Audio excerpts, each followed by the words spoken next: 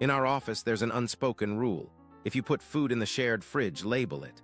But Ben, tall, slick-back hair, shirt always tucked in like he's ready for a job interview, ignored that like he was above the law. Last week, I brought a homemade pate baguette from my mom. I labeled the box in all caps. EMILY, do not eat. The next morning, empty. Inside was a sticky note. So good, thanks, B. I held back once, twice. But when my beloved beef noodle bowl went missing the third time, I snapped. That night, I crafted a masterpiece. A stale, moldy baguette with white-green fuzz like holiday tinsel. Then I added shrimp paste, my family's legendary room-clearing kind. I labeled it, cold pizza, do not touch. Morning came, the baguette, gone. From behind the microwave, I watched Ben unwrap it, sniff it, shrug, and bite in like he was the main character. 5 seconds later, his face folded like cheap lawn furniture. He sprinted to the sink. Revenge, subtle, glorious. Ben didn't show up for the morning meeting. By 10 a.m., Slack pinged. Taking sick day, something I ate. I almost felt bad. Almost. The office was abuzz. Rumors flew faster than Karen could refill her third cup of coffee. I played dumb, nodding along as someone theorized that Ben had finally caught the bad tuna curse from the sandwich shop down the street. Meanwhile, I calmly updated my Excel sheet, sipping tea like a villain in a period drama. But just when I thought I'd gotten away clean, HR emailed me. Subject, fridge etiquette reminder. I opened it with mild dread. It was a passive-aggressive masterpiece. Please be mindful of labeling food appropriately and respecting your coworkers' meals. Do not leave expired items in the fridge. Ben must have reported it. I imagined him hunched over a toilet, dramatically emailing HR with trembling fingers and a vengeful heart. Okay, Ben, game on. You want petty? I have petty in bulk. Ben returned the next day. He looked humbled, not in a philosophical way, more like someone who had stared into the abyss and the abyss had tasted like shrimp paste. He didn't speak to me. He didn't even look in my direction. But I saw it, the silent declaration in his eyes. The war wasn't over. At 11:42 a.m., I left my desk for exactly 4 minutes to heat up my lunch. When I returned, my chair had been lowered all the way down, my monitor brightness maxed out, and my ergonomic mouse replaced with one of those tiny travel ones the size of a grape. Subtle, cowardly, petty. I respected the move. So I waited until 4:55 p.m., just before Ben left, and walked casually past his cubicle. With a smile, I casually unplugged his wireless mouse dongle from the back of his computer. Didn't take it. Just placed it in his pen holder behind some highlighters. The next morning, I heard him mutter, I swear this thing has a ghost. Round 2, Emily. By day 3, things had escalated into Cold War territory. Passive-aggressive silence, dramatic sighs, one-upmanship via post-it note color coordination. Then came the muffins. Ben strolled and holding a Tupperware labeled. Office Peace offering chocolate chip. Everyone took one, even Karen, who's gluten-free unless it's Friday. But I waited. I watched from across the room as Ben kept darting glances toward me like a raccoon trying to look innocent. When I finally picked up a muffin, his smile twitched into place like it had been waiting in the wings.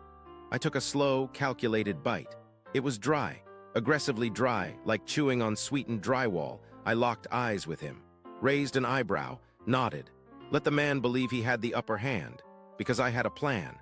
At 1:17 p.m., while he was in the restroom, I tiptoed to his desk and replaced the peace offering label with one that read, "From Emily, baked with love, read." By 2:00 p.m., Karen had asked me for the recipe. By 2:05, someone slacked me, "These are bold." By 2:10, HR had tagged me in a post titled, "Homemade Goods Reminder." You want muffins, Ben? You got muffins? The muffin incident divided the office. Some praised my bold flavor profile. Others whispered about gastrointestinal betrayal. One guy from IT claimed he saw colors he couldn't describe. Ben, meanwhile, avoided eye contact like I was the ghost of breakfast past. But then something changed. On Friday morning, I arrived at my desk to find a mysterious note taped to my monitor. Good game. Let's call a truce. It was written in Comic Sans. I almost called HR on that alone, but I wasn't done. Not yet. That afternoon, our department had its weekly snack meeting because productivity thrives on carbs. Ben brought donuts. He stood by the box, overly casual, arms crossed like a smug donut bouncer. He looked right at me as I reached for one, nodded, and said, "Try the jelly-filled. There." A surprise. I bit in. It was mustard, yellow, French's inside a powdered sugar donut. Ben grinned like a cat with a law degree. You said you liked bold flavors. I wiped my mouth, took a second donut, looked him dead in the eye, licked it slowly, then walked away, no words. Just psychological warfare. After the mustard donut incident, I took a long lunch walk to clear my sinuses and my soul. But Ben had awakened something dangerous in me: creativity. That night, I crafted the most elegant, useless item known to office-kind, a fake memo. On official-looking letterhead, I drafted, "Mandatory Fun Friday, everyone must wear office-themed costumes. Best dressed wins a $5 gift card." I printed it, laminated it, pinned it to the break room board. Ben didn't question it. Of course he didn't. He thrives on recognition. Friday came. At 9:05 a.m., Ben strutted in, dressed as a spreadsheet. White poster board hung over his front and back, cells drawn in black marker, each square filled with formulas and fake pivot tables. His tie poked out from underneath like a confused cell reference. I stood by the coffee machine, sipping my latte in completely normal attire. Ben looked around. No costumes, just confused stares. He turned slowly, eyes narrowing at me. "You made the memo, didn't you?" I took another sip. "I don't even own a laminator," I said. He stood frozen, blinking under fluorescent lights, his pride battling humiliation in real time. The best part, he wore it until lunch. I gave him a $5 gift card to a gas station, as promised. After Spreadsheet-gate, Ben became quieter, not defeated, just calculating. He started arriving early, like way early. I walked in at 8:53 one morning to find him already sipping coffee and pretending to read The Economist. Upside down, he nodded at me with the confidence of a man planning something with Excel formulas and a vengeance. So I upgraded. I waited until lunchtime when most of the office cleared out. Then I changed the name on Ben's Outlook calendar to Benjamin, aka Spreadsheet Man. Subtle, elegant, annoying. I also added a fake recurring meeting, quarterly nap strategy review W. Emily. He noticed the next day. I watched from 2 desks away as he double-clicked the event, blinked, and looked around like someone just whispered his name in an empty room. Then he slowly turned to me. "You hacked my calendar." "I'm in accounting," I said. "We don't hack, we reconcile." Ben leaned back in his chair, rubbed his temples, and muttered something about my inevitable rise to power. Correct. Ben began recruiting. He wasn't subtle. It started with coffee breaks, quiet whispers by the vending machine, dramatic nods, the occasional glance in my direction. Then came the muffins. Again. Except this time they were from Karen. She strutted into the break room, hair extra curled, holding a tray like she was presenting an Oscar. "Double chocolate chip for morale," she said, glaring at me as if I had personally insulted gluten. I smiled, took one, ate it. Delicious, which made it more suspicious. By noon, Ben's cubicle had become a fortress, a ring of monitors, noise-canceling headphones, and a newly installed lava lamp named Productivity Orb. He'd taped a sign to his chair. "No Emily Zone." So naturally, I left him a gift. A single sticky note placed precisely in the center of his Productivity Orb. "Your formulas have typos." He didn't speak to me the rest of the day, but I heard the furious clicking of Excel from across the office. Like a war drum, a passive-aggressive war drum. Monday morning brought a surprise. Marcus, our ever-neutral office manager, summoned us both to his desk. Marcus, tall, gentle-faced, perpetually holding a clipboard, looked like someone who diffused bombs using empathy. "Guys," he said, smoothing his pastel blue sweater vest, "I've noticed a vibe." Ben and I sat across from each other in identical ergonomic chairs, arms crossed in perfect symmetry. "There's been some tension," Marcus continued. "And while I'm not naming names, some of the sticky notes have gotten personal." Ben opened his mouth, probably to blame my lava lamp diplomacy, but Marcus raised a hand. "To help rebuild trust, I've enrolled you two in the Office Buddy program." Silence. "What?" I asked flatly. "Is the Office Buddy program?" "You'll eat lunch together, once a day, every day, for 2 weeks." Ben's eye twitched. I blinked slowly. "Oh, and I made you a table tent," Marcus added cheerfully, producing a glittery sign that read, "Buddy Zone, please ask about our teamwork." We both stared at it like it had personally wronged us. As we left his desk, Ben whispered, "This is your fault." I sipped my coffee. I don't even own glitter. The first buddy lunch was excruciating. We sat in the break room directly under the Buddy Zone sign like prisoners of a team-building cult. Marcus had even added glitter confetti to the table. Why? No one knows. Ben unpacked a turkey sandwich with the aggression of a man tearing open betrayal. I stirred my yogurt slowly, like a villain plotting in a very dairy way. Silence. Then Ben spoke. You know, not all spreadsheets have typos. I nodded solemnly. Not all muffins are for morale either.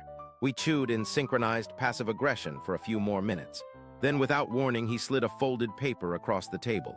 What's this? I asked. A truce, he said. I opened it. Inside was a hand-drawn Venn diagram. One circle said chaos, the other said control. The overlapping section said us. I stared at it, then smirked. Fine, temporary ceasefire until the next HR email. Ben raised his coffee. To strategic alliances. I clinked my yogurt cup and shared passive threats. We both knew it wouldn't last, but for one lunch, peace was served. By day 3 of the buddy program, cracks were already forming. It started small. Ben brought lunch from home. Tuna, warm tuna in Tupperware. No one asked him to microwave it, but he did. Twice. Is that tactical? I asked, fanning myself with a napkin. He looked up innocently. You said you like bold moves. I responded the next day with durian chips. I don't even like durian, but the smell, glorious vengeance. We smiled through it all. HR was watching, then came the moment. I opened my lunch bag to find my usual yogurt swapped. Same cup, same flavor label, but when I opened it, it was mashed potatoes with raisins. Ben took a long sip of his coffee. It's called lunch deception, very cutting edge. I didn't respond, just slowly pulled out a post-it, wrote, "You've declared war," and slid it across the table. He nodded once, respectfully. Somewhere, Marcus probably felt a disturbance in the glitter.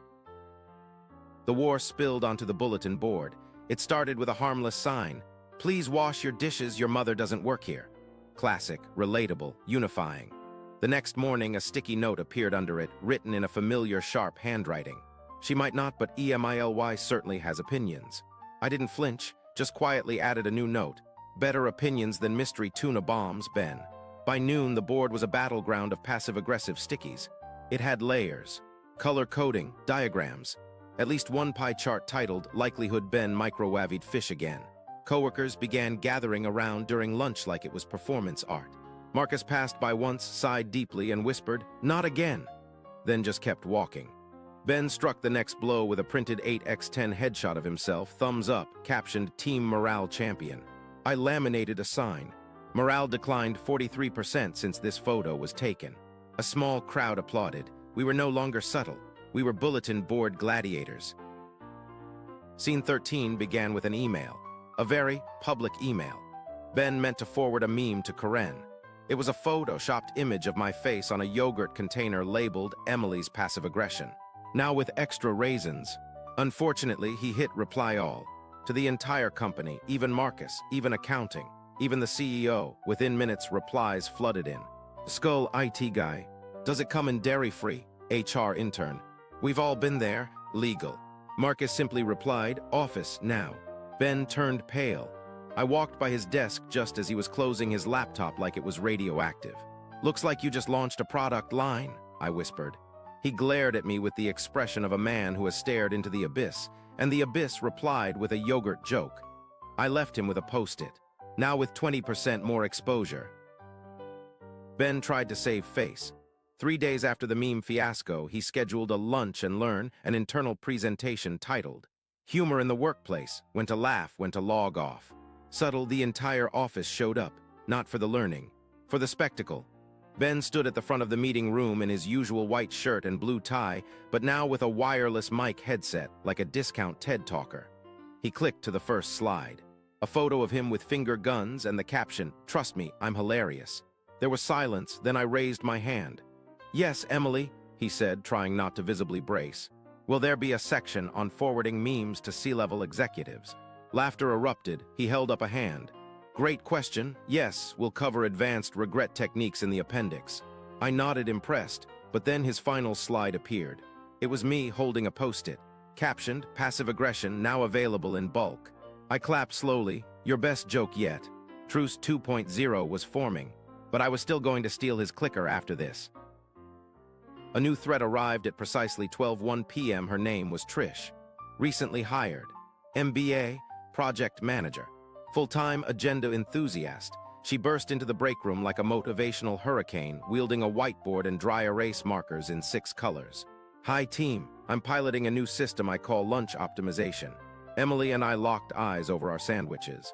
Trish continued, "We'll be sitting in energy circles to identify lunchtime KPIs, key peanut insights." Ben choked slightly on his apple. "Sorry, what asterisk?" "Instead of eating silently," Trish chirped. "We'll be aligning on snack strategy, chewing in sync, and logging our post-lunch productivity mood." I leaned toward Ben. "This is worse than the yogurt." He nodded grimly. "Time to unite." Thus began Operation Mutual Distraction. While Trish explained something called cheddar-based accountability, I started loudly unwrapping the world's crinkliest granola bar. Ben added to the chaos by dropping his reusable fork, loudly apologizing, and then reenacting the fall in slow motion. Trish faltered, just a beat. It was all we needed. She excused herself to circle back offline. We clinked juice boxes in solidarity. An alliance was born. After successfully neutralizing Trish's lunch optimization zone, Ben and I were riding high on alliance energy. That's when he suggested it. Meme war, internal, no victims, just collateral laughs. We pitched it as a team engagement initiative. HR approved it within 4 minutes, probably because they were still traumatized from the raisin yogurt incident. We printed out meme templates, placed them in the break room, and added a Dropbox labeled "Submit Your Silliness." Within hours, it exploded. Karen submitted one of Marcus labeled "When You Realize You've Created a Monster" twice. The intern made a meme of Ben's fork drop, complete with motion blur and action lines. By day 2, the board was full. On day 3, Marcus added an official-looking header, "Certified Workplace Culture Zone." Ben and I stood in front of the wall, arms crossed, nodding like proud museum curators. "This may be our legacy," I whispered. He replied, "I hope they bury us with the printer that made this possible." I patted the copier next to us. "She's seen things." The memes made it to the CEO. We knew something was up when the elevator dinged and he asterisk stepped out. Mr. Langston. Black turtleneck, silver hair, a man who spoke in bullet points. He walked silently past the bullpen, holding a single printed meme. It was the one of Ben mid-fork drop titled, "When the KPI drops and so do you." Ben and I froze. He stopped by the break room. Everyone followed. He pinned the meme to the bulletin board, then slowly, dramatically turned to us. "This is culture," he said. The room gasped. Marcus looked like he might faint from relief. "Effective, efficient, unexpected. I want this spirit in the Q3 strategy deck. Emily, Ben lead it." We blinked. Ben whispered, "Are we promoted?" I whispered back, "Or publicly framed for vibe management." Langston clapped once. 10 a.m. Monday. Conference room A, bring your memes and snacks. Then he disappeared into the stairwell, like Batman but for synergy. Preparing a meme-based Q3 strategy deck sounded fun, until it wasn't. By Monday morning, Ben and I had a shared Google Drive folder titled, "Meme Festo Final Reel this time." It had 67 slides. We'd held brainstorming sessions in the supply closet, interviewed coworkers for mood data. We even recruited Karen to run analytics. She used 5 pie charts, none of which were readable, but all were glittery. "Slide 22 makes me cry laugh," she said proudly. The intern, now titled Creative Consultant, sourced reaction GIFs like their job depended on it, which, in a way, it did. We printed posters. "Meme with purpose." Marcus walked in during a practice run and muttered, "This is either brilliant or deeply illegal." Ben adjusted his tie, eyes full of madness. Innovation often is. By 9:47 a.m., the conference room was full. People brought popcorn. Trish brought a notepad titled Synergy Enhancements. At 9:59, Langston entered, nodded once, and sat. I clicked the remote. Slide 1, a raccoon in a business suit with the caption, "Let's get fiscal." Ben whispered, "Godspeed." Slide 1 got a laugh. Slide 2, featuring a cat in a tie labeled Budget Meetings in Human Form, got a bigger one. But by slide 12, the room was too quiet. Ben's voice cracked on the words Meme Momentum Matrix. Emily's finger hovered over the clicker like it was a detonator. Langston didn't blink. He just sipped his green smoothie from a glass bottle labeled Vibe Fuel. Karen coughed nervously. The intern texted someone under the table. Trish circled Danger Zone 3 times in her notebook. Then at slide 14, titled ROI, Return on Irritation, Langston leaned forward. The room held its breath. He spoke. "Add this slide to the board meeting." Immediately. The room exhaled in unison. Ben almost collapsed onto the table. Langston continued, "This is the exact energy the brand needs. Humor with teeth, strategy with sarcasm." Chaos with charts. Emily nodded solemnly. We call it PowerPoint, but make it performance art. Langston clapped once, approved. The intern let out a quiet, let's go. Ben looked at Emily. We might have accidentally become executives. We walked out of the conference room like survivors of a PowerPoint war. The hallway lights looked brighter. The air smelled faintly of toner and glory. Ben high-fived the intern. Karen saluted us with a pie chart. Trish nodded solemnly, as if she'd witnessed history and synergy merge into one. Back at our desks, Marcus had already updated the team Slack channel. Megaphone congrats to Emily and Ben, official culture strategists party popper. The comments flooded in. Does this come with a raise? Can we meme about this? PLS don't optimize lunch again. Ben slumped into his chair. We just wanted revenge over a stolen sandwich. I sipped my coffee, and now we're executive content creators. He stared ahead. What do we do now? I looked over at the glitter-covered bulletin board, still pinned with chaos. We wait, I said, for the next passive-aggressive provocation. Then I slid a sticky note onto his keyboard. In all caps, never trust a label again. He laughed, real, tired, and victorious. Revenge had never looked so, corporately endorsed.